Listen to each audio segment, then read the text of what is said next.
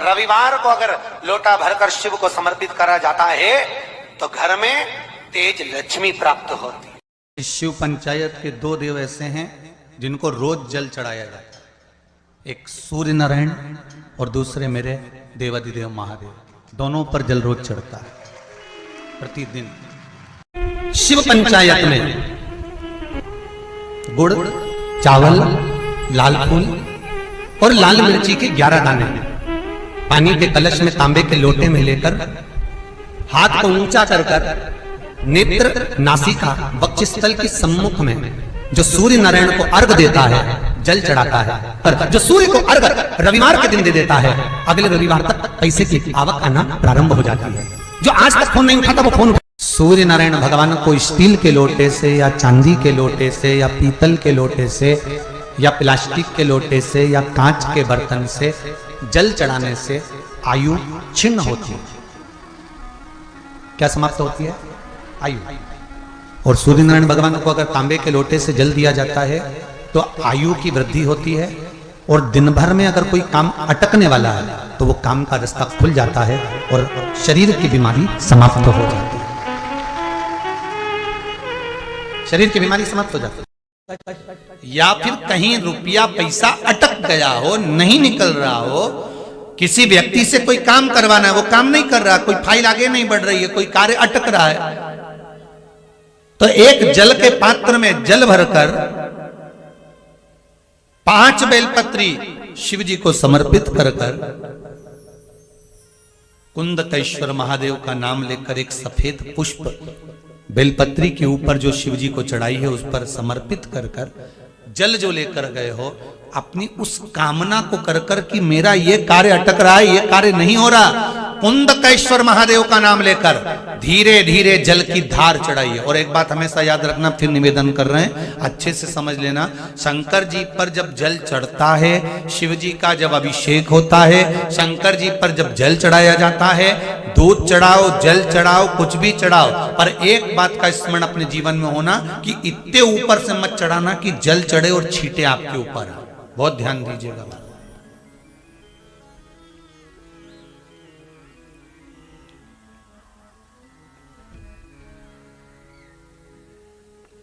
यहां तक वर्णन करा गया है कि शंकर जी का जल चढ़ा हुआ जहां से बहकर जाता है ना, उसको लांगा तक नहीं जाता। यहां लांगते हैं क्या? नहीं ना, परिक्रमा भी करेंगे तो वहीं से लौट कर वापिस इधर जाएंगे। शिव जी का जहां से जल बहकर जा रहा हो, चढ़ा हुआ जल जहां से बहकर जा रहा हो, उसको लांगा तक नहीं जाता। और कई लोग बड़े बड़े आनंद में शंकर जी पे इतनी ऊपर से जल चढ़ाएंगे तो वो छींटे पूरे अपने ऊपर आना चाहिए, शरीर पर आना चाहिए। नहीं नहीं, उसका दोष है महाराज, उसका दोष है।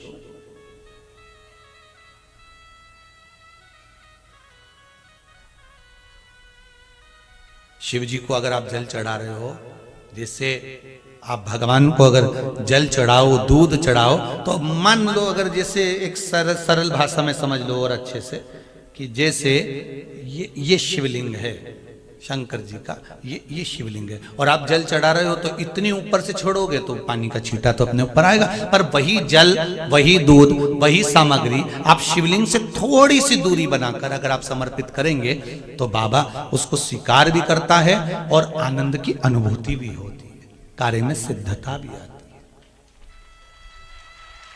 कार्य में उसकी सिद्धता भी। अब तुम तो ऊपर से छोड़ रहे हो जिससे वो पानी तुम्हारे ऊपर ही आए, तो वो एक अलग प्रसंग है, वो एक अलग विषय।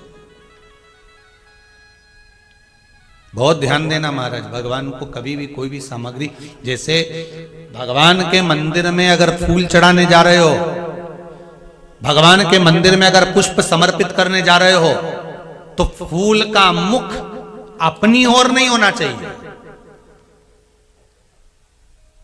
फूल का मुख कहां पर होना चाहिए? जम के बोलो। पंचदेव पंचायत में सूर्य नारायण भगवान शंकर की पंचायत में हैं।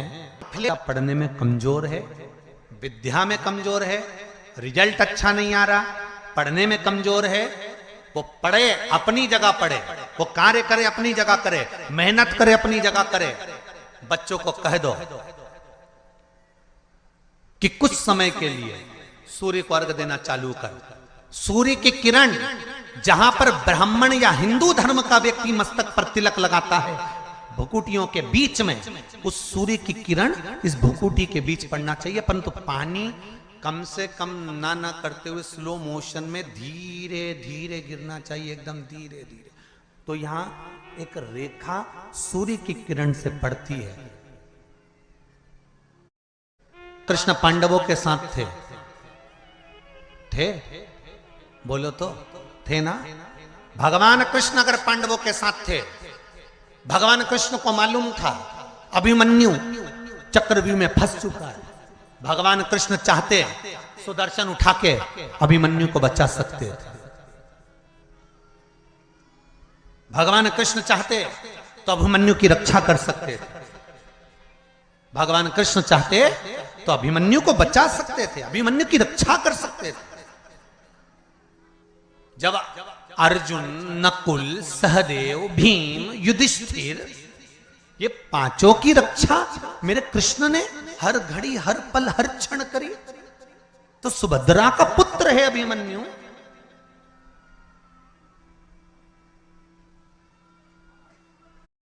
तो फिर अभिमन्यु की रक्षा क्यों नहीं करी?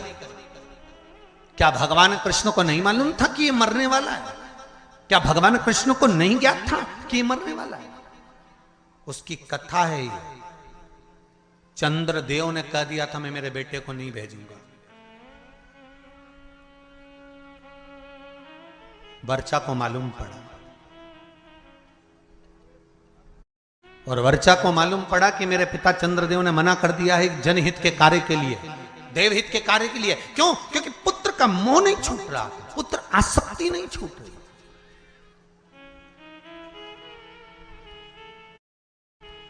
कई लोग आपसे पूछेंगे पूर्व समय में अभिमन्यु कौन था जिसकी रक्षा मेरे कृष्ण ने नहीं करी? पांडवों की रक्षा करी पर अभिमन्यु की रक्षा नहीं करी। लोग आपसे प्रश्न करेंगे, आपको उत्तर देना पड़ेगा। घर के छोटे बच्चे पूछेंगे मम्मी चक्रव्यूह में अभिमन्यु पड़ा था, महाभारत देखकर कहेंगे जब भगवान कृष्ण पांडवों के साथ थे तो अभिमन्यु की रक्षा क्यों नहीं करी?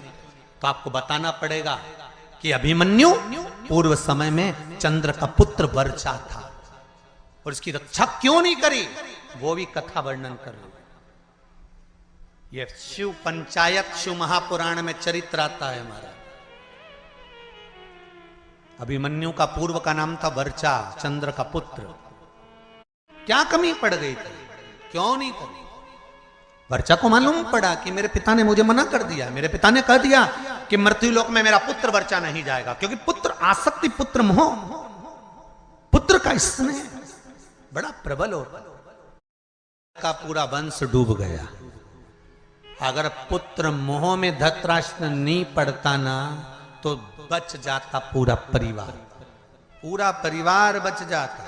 पर माताओं और भाई, जितने लोग कथा सुन रहे हैं, आपसे निवेदन है इतना पुत्र मोह मत पालना कि तुम्हारी औलाद ही तुमको नष्ट कर दे, तुम्हें बर्बाद कर दे। अभिमन्यु जन्म ले रहा है तो वर्चा स्वयं चंद्रदेव करेंगे, मेरा पुत्र मुझे शीघ्र चाहिए।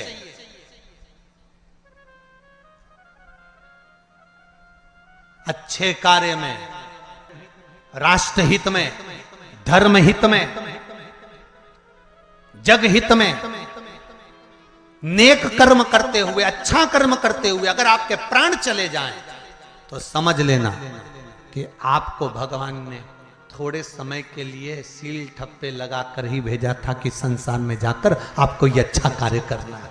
यह मैं तुझे भेजने से पहले देवताओं से बात करूंगा। चंद्रदेव ने बुलाया भगवान ब्रह्मा को और ब्रह्मदेव से कहा, प्रभु मेरी एक बात को स्वीकार करेंगे? बोलिए क्या बात? मैं अपने पुत्र वर्चा को भेजने को तैयार हूं, पर चाहता हूं कि ज्यादा समय मेरा पुत्र मृत्युलोक में ना रहे, तुरंत मेरे पास वापिस लौट कर आ जाए। ब्रह्मा जी ने कहा तथास्तु।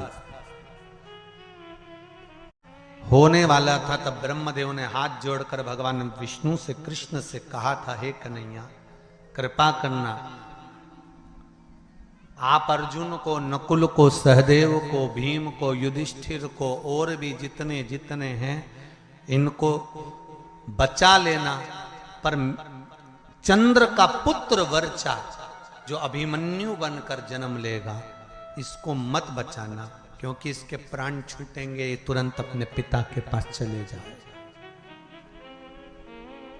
कई लोगों ने प्रश्न खड़े करे, भगवान कृष्ण सबको बचा सकते थे तो इनको क्यों? एक प्रश्न और आता है, कई लोग प्रश्न खड़े करते हैं कि केदारनाथ जी में त्रासदी मची थी ने इतने मर गए थे, भगवान अगर थे तो भगवान ने क्यों नहीं बचाए? तुम्हारा जब जन्म होता है ऊपर लिखा पड़ी होती है कितने समय के लिए जाना चाहते हो, सील ठप्पे ऊपर से लगे होते हैं, नीचे नहीं। वर्चा अभिमन्यु बनकर जन्मे, आए, कर्म करा, स्वयं भगवान कृष्ण को ध्यान में था कि अभिमन्यु को घेर लिया गया है, इसको छुड़ाना चाहिए, पर नहीं छुड़ाया। अर्जुन ने कहा मेरा पुत्र मर रहा था और आपने बचाया नहीं। भगवान के कैसे बचाऊं, क्योंकि ऊपर से लिखा पढ़ी कर कर आया था कि मैं थोड़े समय के लिए जाऊंगा, थोड़े समय के लिए जाऊंगा और जाकर ये कार्य करूंगा। तो फिर थोड़े समय के लिए आया, लिखा है। पर सूर्य नारायण भगवान को अर्घ देकर रोशनी शरीर पर पड़ना चाहिए। जिंदगी में कभी कोई बड़ी बीमारी नहीं आ सकती। महाराज आप लगातार जल तो चढ़ाना चालू करो, अच्छे अच्छे डॉक्टर फेल हो जाएंगे और कह देंगे गठन ठीक हो गई।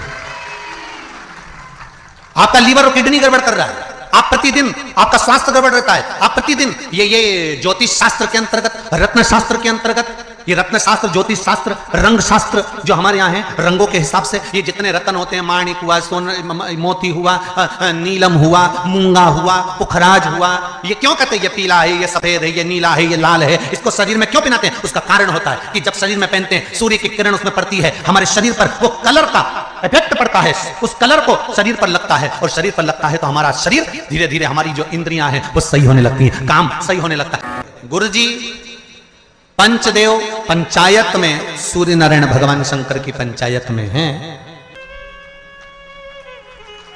कितने लोग देते हैं सूर्य को अर्घ? जरा हाथ उठाओ। बहुत बढ़िया, बहुत जोरदार।